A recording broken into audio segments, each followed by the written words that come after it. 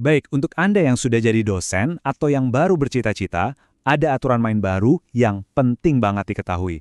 Ini bakal mengubah cara kita melihat karir akademik di Indonesia. Yuk kita bedah bareng-bareng.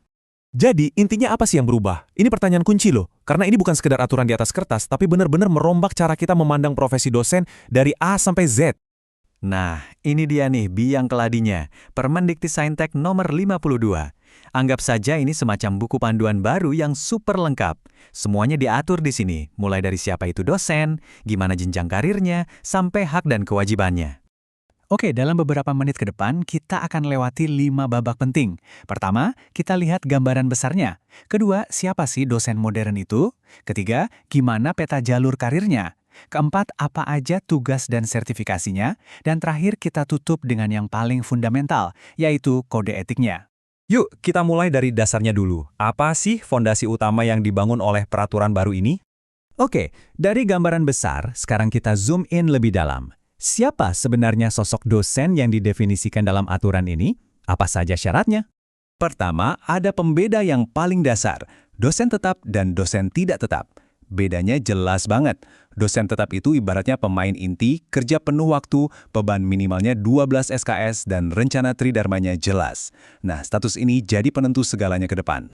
Inilah tangga karir resmi yang akan kita naiki. Ada 4 anak tangga, mulai dari asisten ahli, lanjut ke lektor, naik lagi ke lektor kepala, sampai puncaknya yaitu menjadi seorang guru besar atau profesor. Tentu dong, ada standar minimalnya. Aturannya simple, mau ngajar mahasiswa S1 minimal harus S2, mau bimbing mahasiswa S2 dan S3 ya Anda harus doktor. Ini semua demi menjaga kualitas pengajaran di setiap jenjang. Dan ternyata, jadi dosen itu bukan cuma soal pinter di bidangnya loh. Aturan ini negasin ada 4 pilar kompetensi. Jago ngajar alias pedagogik, punya karakter yang baik, pandai berkomunikasi, dan pastinya ahli di bidang ilmunya. Keempatnya harus seimbang. Nah, setelah kita tahu kepingan-kepingan puzzle-nya, sekarang gimana semua itu nyambung jadi satu perjalanan karir yang utuh, dari kita direkrut sampai jadi profesor? Jadi, perjalanan karir Anda itu punya 4 checkpoint utama. Mulai dari pengadaan atau rekrutmen, terus pengangkatan resmi, ada juga jalur penyetaraan buat yang mau pindah status, dan ya ada juga proses pemberhentian, entah itu karena pilihan sendiri atau karena pelanggaran. Untuk naik pangkat, ada 3 cara. Yang pertama, promosi reguler. Ini jalur yang paling umum, naik 1 tingkat demi 1 tingkat. Syaratnya ya harus memenuhi semua angka kredit dan administrasi yang ada. Yang kedua, ada promosi penyesuaian. Ini jalur khusus nih, buat Anda yang mungkin sudah punya jabatan fungsional sebelum jadi dosen PNS. Jadi, karir Anda sebelumnya nggak sia-sia, tapi diakui dan disesuaikan. Enak kan? Nah, ini dia yang paling seru. Loncat jabatan.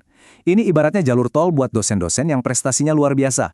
Punya publikasi keren, Anda bisa langsung lompat 2 tingkat jabatan sekaligus. Ini insentif yang kuat banget untuk jadi yang terbaik. Oke, jenjang karir udah jelas. Terus, kerjaan sehari-harinya ngapain aja, dan gimana negara mengakui profesionalisme kita sebagai dosen? Kunci untuk dapat tunjangan profesi itu ya sertifikasi. Tapi ini bukan cuma soal dosennya loh. Ini kerja tim. Dosennya harus memenuhi syarat. Misalnya pengalaman minimal 2 tahun dan kampusnya juga harus oke. Akreditasinya minimal unggul. Kualitasnya dijaga bersama. Jadi, waktu seorang dosen itu dipakai buat apa aja sih? Nah, beban kerja dosen atau BKD ini yang merincinya. Ada porsi buat ngajar, meneliti, ngabdi ke masyarakat, bimbingan mahasiswa, dan tugas-tugas tambahan lainnya. Semuanya terukur. Dan biar nggak burn out, semua tugas itu ada batasannya. Total beban kerja dosen itu maksimal 16 SKS per semester. Tujuannya apa? Jelas, biar seimbang, biar semua aspek tridharma bisa dijalankan dengan kualitas terbaik. Kita sampai di bagian terakhir, tapi justru yang paling fundamental, kode etik. Ini adalah jiwa dari profesi dosen, yang menjaga kehormatan dan martabatnya. Pilar pertama, dan ini harga mati, integritas akademik.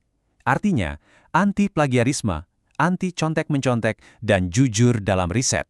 Tanpa ini, gelar dan jabatan setinggi apapun gak ada artinya. Selanjutnya, dosen wajib menghindari konflik kepentingan. Gampangnya, semua keputusan akademik, dari nilai sampai kelulusan, harus murni profesional. Bukan karena ada hubungan pribadi atau kepentingan lain di baliknya. Dosen juga punya tanggung jawab besar untuk menciptakan ruang belajar yang aman dan nyaman. Artinya, nol toleransi untuk kekerasan, bullying, dan diskriminasi. Kampus harus jadi rumah yang ramah untuk semua. Dan pilar terakhir, ini jelas banget, tolak gratifikasi. Dosen dilarang keras pakai jabatannya buat cari untung pribadi, apalagi menerima hadiah yang nggak pantas dari mahasiswa atau pihak lain.